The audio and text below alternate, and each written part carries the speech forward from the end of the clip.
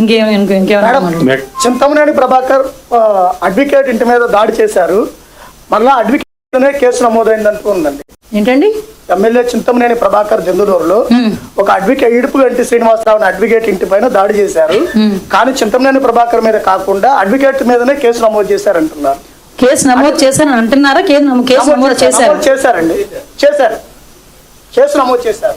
నిందితుడి మీదనే అంటే బాధితుడి మీదనే కేసు. యాక్చువల్గా ఒకటి ఇప్పుడు పోలీస్ డిపార్ట్మెంట్ కి తెలుసు అక్కడ ఏం జరిగింది, దాని మీద మామూలు కేసు నిజమైన కేసు అన్నది మీకు నాకు ఇక్కడ కూర్చున్నది తెలియదు, అసలు బ్యాక్గ్రౌండ్ ఏంటన్నదే తెలియదు.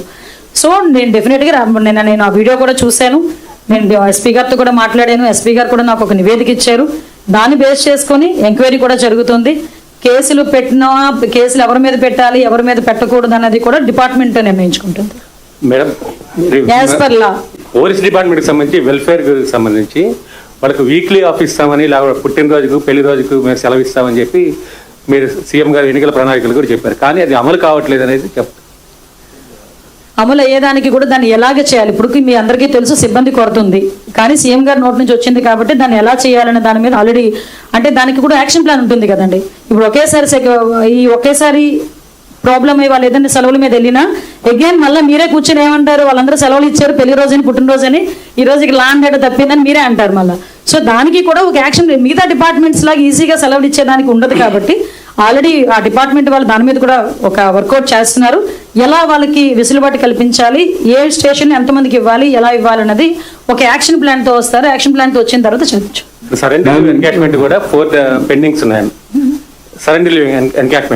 లాస్ట్ 5 సంవత్సరాల్లో లాస్ట్ మినిట్ లో తీసుకొచ్చి డబ్బులు ఇచ్చేసి వెళ్ళిపోయారు. మేము ప్రతిసారి కూడా మాక్సిమం వాళ్ళకి ఒక పండగ కన్నా మన దీపావళి మన సంక్రాంతి కన్నా దీపావళి కన్నా మాక్సిమం చేసి ఇవ్వాలి, ఎందుకంటే వాళ్ళ రైట్ అది ఇవ్వాలి.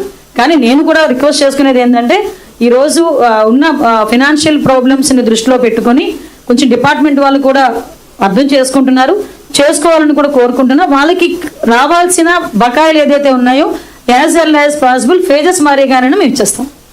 Ma'am, recently a hit and over here, ma'am, to your left side, to your left. Yeah, please. Recently a hit and run case happened in West Godavari district, and this inability to apprehend that culprit or the accused person and seize his vehicle is raising questions about the ability to track and trace and seize hit and run cases. It happened in a village called Kala, where a Dalit minor boy who passed intermediate was hit and he died on the spot, and the car escaped, and the police are yet to trace the vehicle and catch hold of the culprit. It has already been 10 days. Sir ఒకటి విషయం ఏంటంటే మాకు ఇన్వెస్టిగేషన్లో ఎక్కడైనా ఆ trace అయితే కనుక vehicle trace అయినా నిందితుడు ఎవరైనా ట్రేస్ అయినా ఇమీడియట్గా తీసుకొస్తాం. అందులో ఎక్కడ కూడా మాకు ఇందులోని దాబ్రికాలు అవసరం లేదు, ఎవరు బంధుత్వాలు కూడా ఉండవు పోలీసులకి. ఓకే, నేనేమంటానంటే కొన్ని సందర్భాల్లో ఒక్కొక్క కేసు ఇమీడియట్గా ఒక 2 గంటల్లోనే ట్రేస్ అవుట్ చేయగలం. ఒక్కొక్క కేసు కొన్ని సందర్భాల్లో ఒక 2 days అయినా 3 days అయినా కూడా ట్రేస్ చేయలేకపోవచ్చు.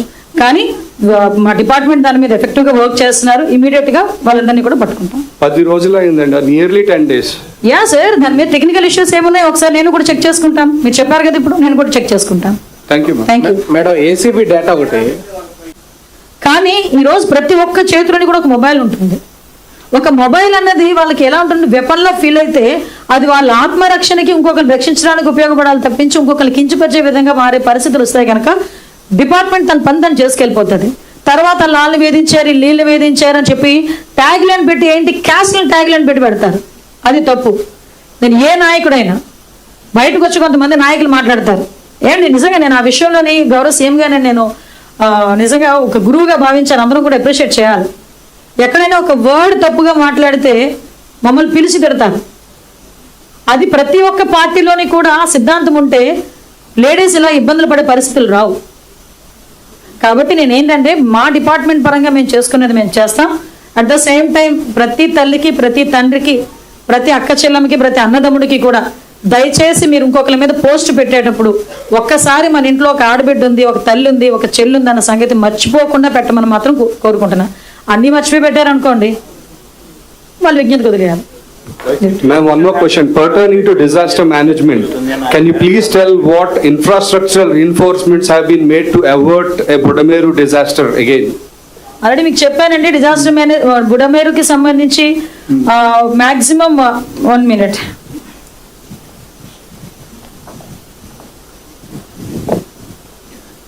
గుడ్ ఆఫ్టర్నూన్, నేను ఎండిఎస్సీఎంఏ ప్రొఫెషన్ ఉన్నాను.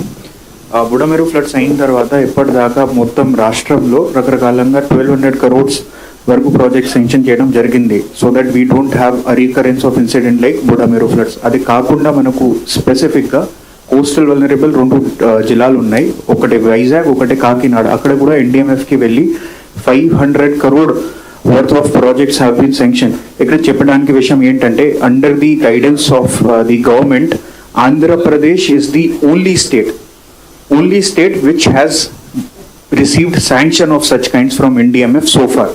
అదే ఒక పెద్ద మాట which we should feel proud of. బుడమేరులో కూడా స్పెసిఫిక్గా కొన్ని specific infrastructure projects have been taken up. అలాగే మనకు ఇంకా వల్నరబుల్ కొన్ని ఏరియాస్ ఉన్నాయి. రేపల్లి ఒకటి, బాపట్లలో కొన్ని పాయింట్స్ ఉన్నాయి, గోదావరిలో కొన్ని పాయింట్స్ ఉన్నాయి. అక్కడ కూడా infrastructure repairs have been done. ఇప్పుడు కొత్తగా కూడా ఈ ఫ్లడ్ ప్రిపేర్నెస్ సీజన్కి కూడా కొన్ని points have been done. Polavaram ఒక ముఖ్యంగా వల్నరబుల్ ఏరియా ఉంది, అక్కడ కూడా 5-6 కోట్ల శాంక్షన్ జరుగుతుంది. ఒక నిమిషం.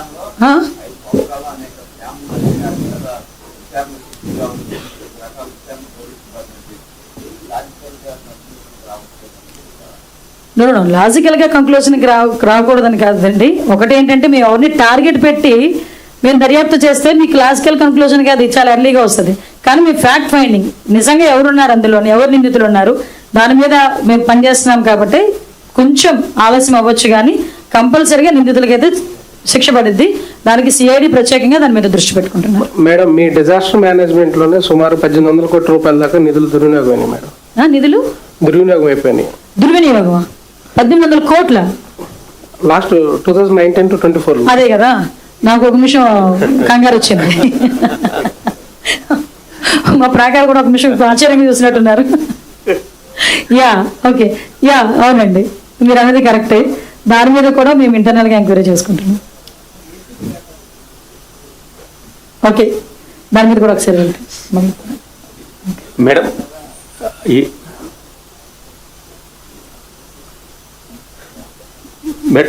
ఏసీబీ కేసు సంబంధించి సార్ ఏసీబీని కూడా నాకు వంటగడితే అలాగండి.